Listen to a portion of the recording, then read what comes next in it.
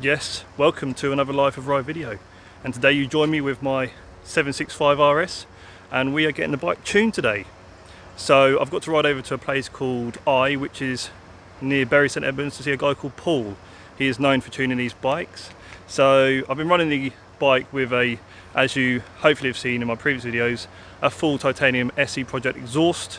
Obviously it'll be interesting to see what just having the exhaust installed does to the bike, see if it actually does increase power, and then see what we can actually achieve once it's tuned.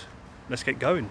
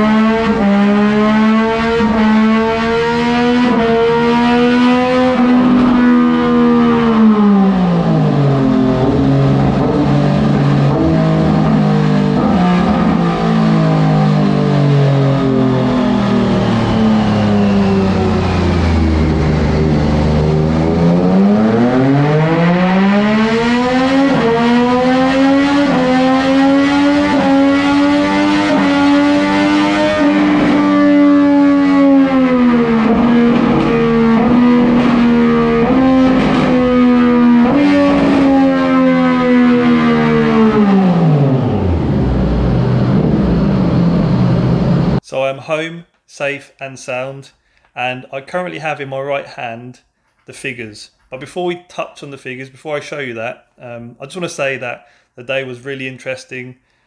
It was great to see the bike on the rolling road, standing in that room and hearing it go through the gears on some of its power runs. Good experience.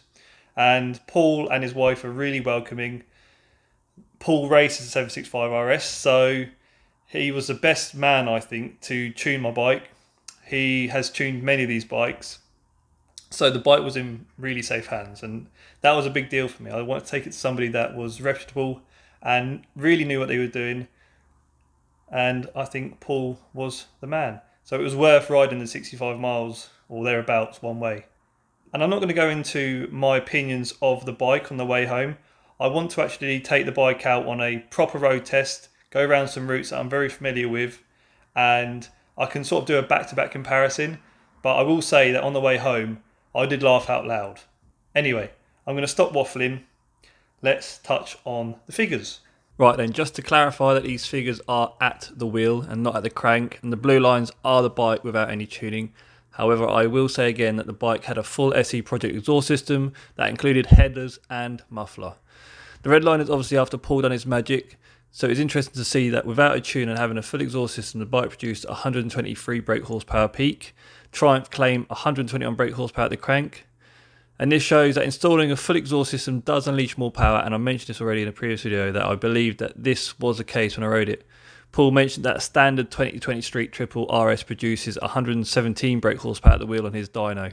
Anyhow, we can see Paul has achieved a peak of 130 brake horsepower, and actually he believes this bike would carry on producing more power if the rev limit was raised, but until there is a way to get into the ECU, it will remain as is. So in summary, the bike has picked up brake horsepower and torque throughout the whole rev range, and how this translates to the road, I will tell you my thoughts and opinions in another video. Thanks for watching.